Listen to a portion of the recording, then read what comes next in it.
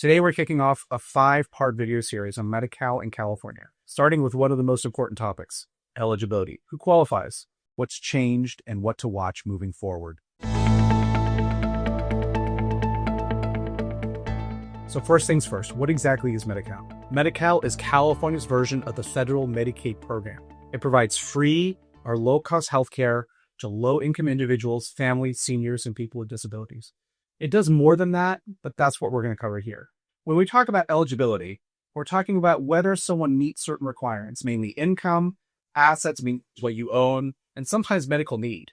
For example, a 35-year-old man working part-time with limited income might qualify based on income alone. A 78-year-old woman in a nursing home might need to meet both income and asset limits. These rules matter because if you or a loved one needs help paying for care, understanding exactly where you fit in these categories can make all the difference. There are many Medi-Cal programs, but they can be broken down into a few simple types. Number one, Medi-Cal for long-term care in a nursing home. This program pays for care for someone who needs nursing home care for more than about 100 days. Not all nursing facilities accept Medi-Cal benefits, and not all people qualify for Medi-Cal. Next, Medi-Cal healthcare for aged, blind, and disabled. This program provides healthcare benefits for people who are considered disabled, who are blind, and who are over 65.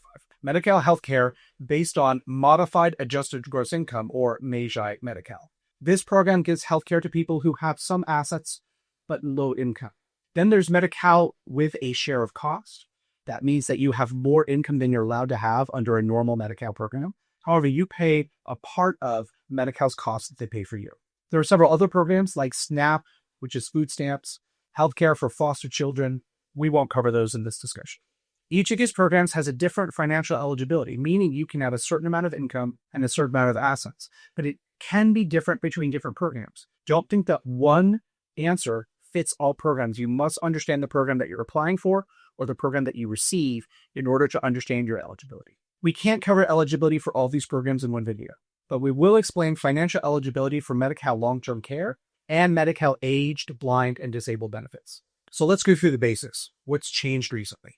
For Medi-Cal aged, blind, and disabled, you qualify for Medi-Cal with no share of cost, meaning you don't have to pay any part of it if your income is roughly 138% or less of the federal poverty level. That's for individuals. For families and children, the limits are just a little bit higher. Any income above that amount is owed as a share of cost, like a copay, except the copay is everything above that minimum amount. That amount, 138% of the federal poverty level. As of this year, that's $1,801. A share of cost is like an insurance copay. In health insurance, the insurance company pays a certain amount for treatment, a visit, a prescription, a hospital stay. You pay a copay, which is a partial payment. With Medi-Cal, share of cost is a payment of everything above the baseline income. So if you're a single person on Medi-Cal for the aged, blind, or disabled, and you have income of more than $1,801, you have to pay everything above that until Medi-Cal begins to take over. So for example, if you have income of $3,000 per month and Medi-Cal services average $4,000 per month, you would be assessed a share of cost of $1,199 per month. You get to keep the first $1,801 of income, then you pay the next $1,199 toward your medical care. Medi-Cal would then pay the remaining approximately $2,801. That's a lot of numbers, but what it really means is this.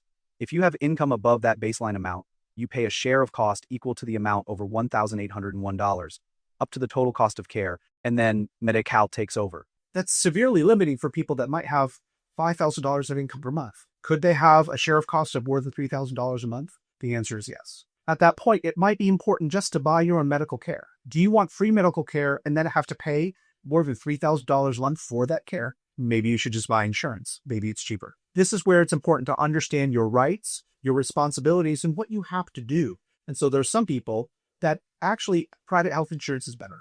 For Medi-Cal long-term care, that's care in a nursing home, the share of cost is much more dramatic. An ill person gets to keep $35. That's it. Everything above $35 is paid as a share of cost. But there are some exceptions.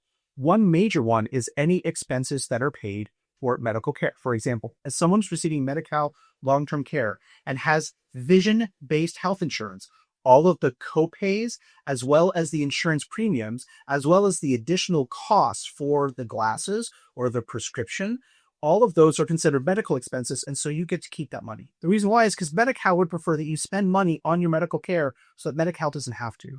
Another good example of this is as you have dental insurance. Sometimes people have health insurance. You're allowed to keep it. Medi-Cal says that either you can pay the cost of Medi-Cal or you can pay the cost to the insurance company.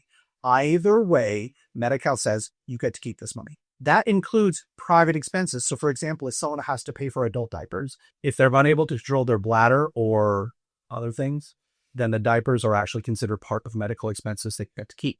You have to prove that to Medi-Cal, but it's not included in the share of costs if it can be proved.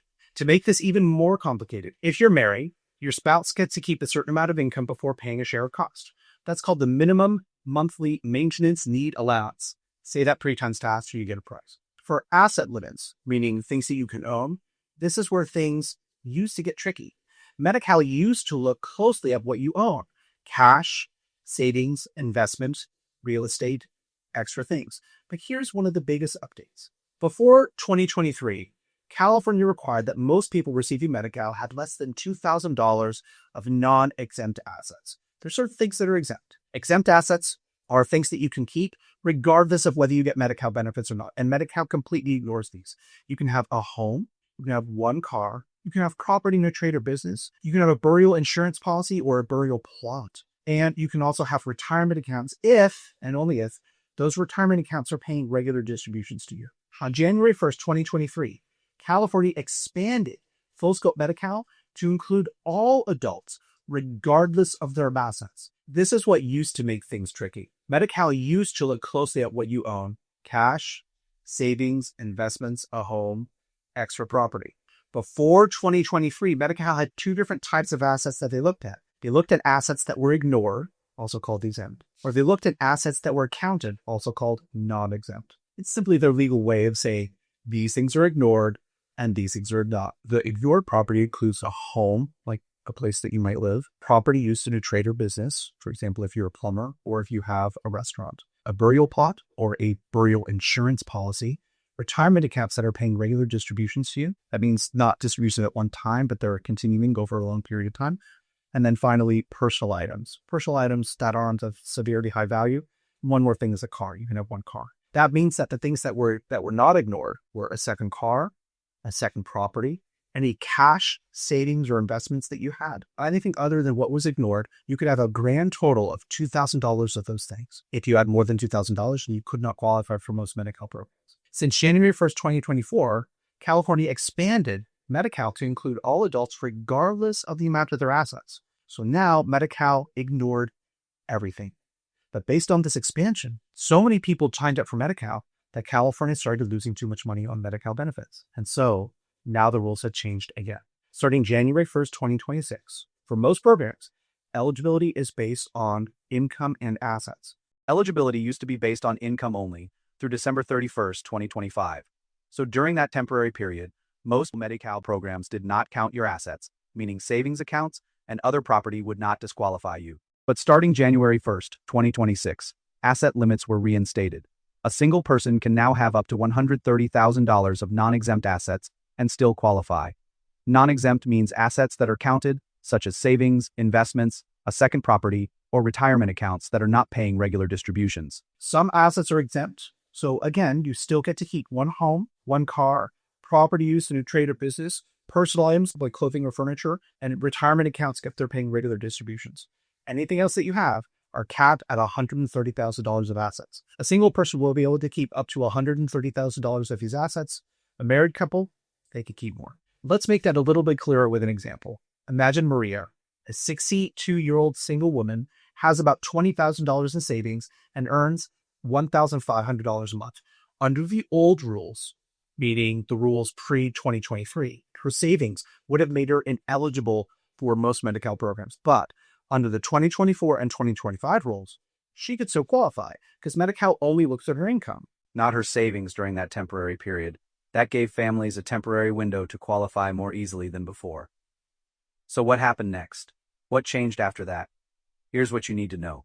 The income-only rule, meaning the no asset test, stayed in place through December 31st, 2025. Starting January 1st, 2026, California brought back certain asset limits for certain Medi-Cal programs, especially long-term care. For example, if you or a loved one needs nursing home care in 2026, A single person will face an asset limit of about $130,000. So let's take example number 2. Robert, age 80, is living at home but needs a lot more care. If his family waits until 2026 to apply for medical for nursing home coverage, and he has $150,000 in savings, that amount would now need to be evaluated under the reinstated asset limits. But if they had applied in 2025, while the income-only rule was still active, he likely would have qualified. So timing really matters. Another change to watch is immigration status. Beginning January 1, 2026, there may be limits on Medi-Cal for certain undocumented adults. This means if you qualified under the prior rules, applying before those changes took effect could have made a difference. But this is not necessarily permanent because Medi-Cal requires periodic redeterminations to confirm ongoing eligibility. So if someone went on Medi-Cal under one set of rules, they may not automatically remain eligible if their situation changes. That's why it's important to understand how these rules continue to evolve. Let's do a quick recap of what we covered today. Medi-Cal is California's Medicaid program, offering health coverage for low-income individuals and families. Through December 31, 2025, many categories use the income-only test, meaning your savings and property did not count. That changed on January 1, 2026, when asset limits were reinstated for certain programs like long-term care. Your timing matters. If you might need Medi-Cal soon, it's better to explore your options now than later. There are ways to apply for Medi-Cal now and keep it later by using certain tools that we'll describe in a different video. And finally, rules vary by county and by program. Don't assume you're eligible until you check. This is a statewide program, but the program is administered by people, and some people make different decisions in different counties. So make sure that you double check before you assume anything. What can you do next? Start by checking your income and assets now. Keep good records, especially if you think that you'll need long-term care in the next few years. Make sure that you understand what you spend, what you earn, what you could keep, and what you can afford to give away. And follow along in the next video in this series. We'll cover topics like estate recovery, long-term care coverage, and how to protect your assets while qualifying for Medi-Cal. If you've made this far, thank you for watching. Don't forget to like and subscribe so you don't miss any of our videos. Share this video with someone who you think could use this information. And follow along to help us fill out the keys to your links.